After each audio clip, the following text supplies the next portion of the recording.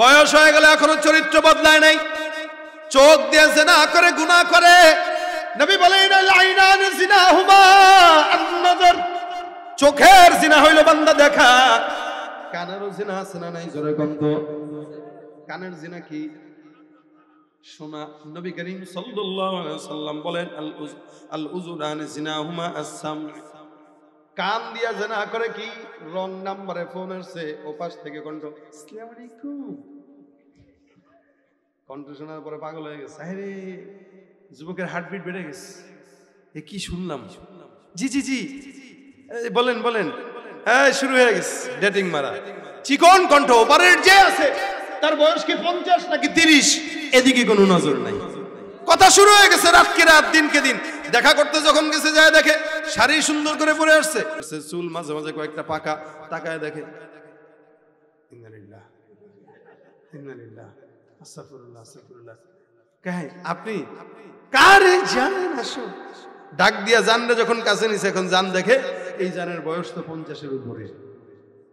আরে মোবাইলে তো কণ্ঠ চিকন পাইছে, বুঝে নাই, কণ্ঠ শুনে পাগল হয়ে গেছে। এখন বেডি পরে এ কয়, আন্টি আপনি তো আমার খালার বয়সী হবেন, মায়ের বয়সী হবেন। আমার বয়স বেশি হইতে পারে, অন্তরের বয়স এখন 18। এজন্য মুরব্বী করে দেখবেন, এরা মুরব্বী হইতে চায় না। আমি অনেক মাহফিলে যাই, টেস্ট করি কি, যে কারা কারা মুরব্বী আছেন একটু হাত তুলেন। অনেক সময় দেখি দাড়ি পাকাওয়ালা মুরব্বীরাও হাত উঠায় না। কি ব্যাপার কাকা, আপনি গুনাহ করেন না? হুজুর বেশি বয়স না, দাড়ি এমনিই পাকছে।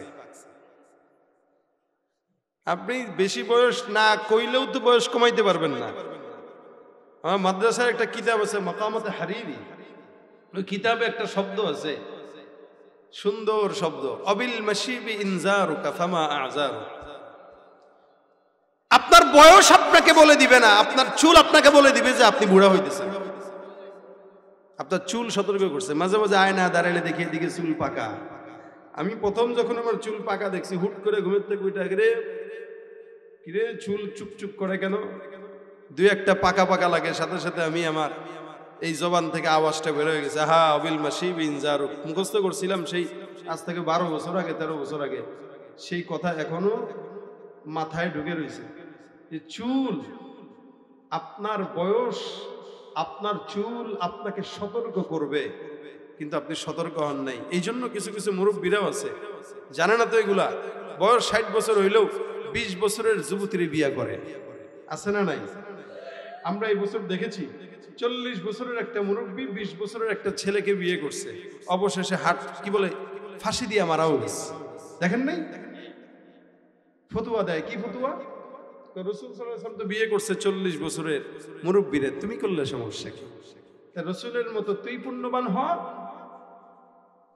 কানের জিনা হলো শোনা, এই শোনার থেকেই তারপরে মানুষের দিলের ভিতরে মহব্বত জন্ম নেয়। আগে দেখে, পরে কথা বলতে মন চায়, তারপরে অন্তর দিয়া ফিকির করে। ঘুমাইছে হইলো এই এলাকায়, চিন্তা করে হইলো ওই ইন্ডিয়ান কোন নায়িকা আছে সুন্দরী, হিডারে নিয়া, আর সকালবেলা গোসলখানায় দৌড়ায়। এতক্ষণ পরে নি বুঝছেন। যাক, মানুষ গুনাহ করে, অন্তরের গুনাহ যেমন আছে, কানের গুনাহ আছে, চোখের গুনাহ আছে। রাসূল বলেন হাতেরও জিনা আছে। কি? হাত দিয়া ধরা। এই যে এই সমস্ত মিডিয়ার ভাইরা যদি হাত দিয়া কম্পিউটারে এডিট করে না, এডিট করার সময় যদি কোনো আলেমের বিরুদ্ধে লেখে, এটা হাতের খেয়ানত, এটা হাতের গুনাহ। বুঝেন নাই? এটা হাতের গুনাহ। এই হাতের জবান আল্লাহ খুলে দিবে, পায়ের জবান আল্লাহ খুলে দিবে। কেন? আল্লাহ বলবেন তোর জবান তো কিয়ামতের ময়দানে মিথ্যা বলবে, সুতরাং জবান বন্ধ। এখন তোর অঙ্গ প্রত্যঙ্গ তোর বিরুদ্ধে সাক্ষী দিবে। এটা 2 নম্বর সাক্ষী। 1 নম্বর হইল ইয়াউমা ইদিন তুহাদ্দিসু আখবারাহা বিআন্না রাব্বাকা আওহা লাহা। 2 নম্বর আল ইয়াউমা নাখতিমু আলা আফওয়াহিহিম ওয়া তুকাল্লিমুনা আইদিহিম ওয়া তাশহাদু আরজুলুহুম বিমা কানু ইয়াকসিবুন। জমিনে যখন কোনো বান্দা গুনাহ করে, সাক্ষী 4টার ভিতরে 2টা বললাম। 3 নম্বর ওয়া ইযাস সুহুফু নুশিরাত, আমলনামা আল্লাহ পাক বান্দার রেডি করে রাখবেন। কখনো কখনো কোনো বান্দাকে ডান হাতে দিবে, ফাআম্মা মান উতিয়া কিতাবাহু বিয়ামিনিহি, আল্লাহ পাক কখনো কখনো বান্দাকে ডান হাতে দিবে, কখনো কখনো বাম হাতে। এই আমলনামা বান্দার জন্য আল্লাহ পাক রব্বুল আলামিন রেডি রাখবেন, ওইটা সবকিছু বান্দার প্রকাশ করে দিবে। ওয়া ইযাস সুহুফু নুশিরাত, সবকিছু প্রকাশ হয়ে যাবে। বান্দা কি করলো না করলো খাতার ভিতরে লেখা আছে না নাই। 4 নম্বরে আল্লাহ পাক রব্বুল আলামিন বলেন, বান্দা যখন অন্যায় করে, বান্দা যখন গুনাহ করে, 4 নম্বর সাক্ষী আল্লাহ পাক রব্বুল আলামিন কোরআনের মধ্যে বর্ণনা করে ডাক দিয়া বলেন, হে বান্দা, তোমাকে সংরক্ষণের জন্য আমি আল্লাহ ফেরেশতা পাঠাইলাম। দুনিয়ার জমিনে কোনো বান্দা যখন সিসি ক্যামেরা দেখে গুনাহ করতে চায় না। ওয়া ইন্না আলাইকুম লাহাফিজিন কিরামান কাতিবিন ইয়ালামুনা মা তাফআলুন। আল্লাহ পাক রব্বুল আলামিন বলে, বান্দা, জমিনের মধ্যে আমি আল্লাহ তোমার মতো গুনাহগার বান্দাকে সংরক্ষণ করার জন্য 2 জন সম্মানিত ফেরেশতা রাখলাম। এরা সুন্দর করে তোমাদের সব আমলনামা লিখবে। কোন জায়গায় কি করছো, কোন জায়গায় মিথ্যা বলছো, কোন জায়গায় গুনাহ করছো, কোন জায়গায় কি করলা, জমিনের মধ্যে কোন গাছের নিচে আড্ডা মারলা, টাঙ্গি মারলা, ফেরেশতা লেখে কি লেখে না। কোন জায়গায় বাবার পায়ের মধ্যে সেজদা দিলা, কোন জায়গায় পীরের পায়ে সেজদা দিলা, পীরের কদমে সেজদা দিলা, পীরের কাছে বাচ্চা চাইলা, সন্তান চাইলা, কোন গাছের নিচে কার সঙ্গে ডেটিং করতে বসলা, প্রত্যেকটা জিনিস ফেরেশতা সিসি ক্যামেরায় ফুটেজ আছে না নাই। এই 4টা সাক্ষী আল্লাহ পাক কোরআনের ভিতরে বর্ণনা করে। সাক্ষী 4টা বিদ্যমান। কখনো কখনো বান্দা চিন্তা করে গুনাহ তো হয়ে গেছে, এখন কি করব। আল্লাহ বলেন, টেনশন নাই, সাক্ষী তো আছে। জমিনের মধ্যেও কখনো কখনো সাক্ষীকে টাকা দিয়া বান্দারা বসায় দেয়। আল্লাহ পাক এই সমস্ত সাক্ষী বান্দার তওবার মাধ্যমে সুন্দর করে বসায় দিবে, সাক্ষী আর সাক্ষী দিবে না। আল্লাহ পাক বান্দার তওবার কারণে জমিনের গুনাহগার বান্দা যতই গুনাহগার হোক না কেন সব গুনাহগুলো মুছে ফেলে দিবে। একটা সাক্ষীও জমিনের পরে আর থাকবে না।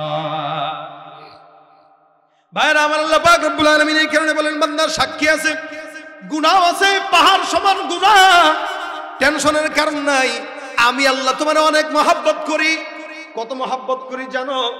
নবী করিম সাল্লাল্লাহু আলাইহি ওয়াসাল্লাম বর্ণনা করেন, জমিনের ভিতরে আল্লাহ পাক রব্বুল আলামিন প্রেম, মহব্বত, ভালোবাসা, মায়া, এটাকে যখন আল্লাহ পাক সৃষ্টি করেন, এটাকে 100 ভাগে ভাগ করেন মহব্বত নাকে। এই মহব্বতটাকে 100 ভাগে ভাগ করার পর 1 ভাগ আল্লাহ পাক সারা জমিনের মধ্যে ছড়ায় দিয়া দেন। 1 ভাগটাকে এই ফেরেশতা, 1 ভাগটাকে এই মাখলুকাত, 1 ভাগটাকে জিন্নাত, 1 ভাগটাকে ইনসান। সব সৃষ্টি জগতের ভিতরে 1 ভাগ বসায় দেয়, বাকি থাকে 99 ভাগ। এই বাকি 99 ভাগ মহব্বত আল্লাহ পাক রব্বুল আলামিন কই রাখছেন জানো? শুধুমাত্র গুনাহগার বান্দাকে ক্ষমা করার জন্য আমার আল্লাহ পাক তার দিলের মধ্যে বাকি 99 ভাগ মহব্বত রেখে দিয়েছেন। আপনাকে আমাকে ক্ষমা করার জন্য মায়ের গর্ভ থেকে নিয়ে জমিনে আসা পর্যন্ত নয়, বরং মৃত্যু পর্যন্ত সমস্ত রহমত দেনওয়ালা জবানটা খুলে বলেন কে?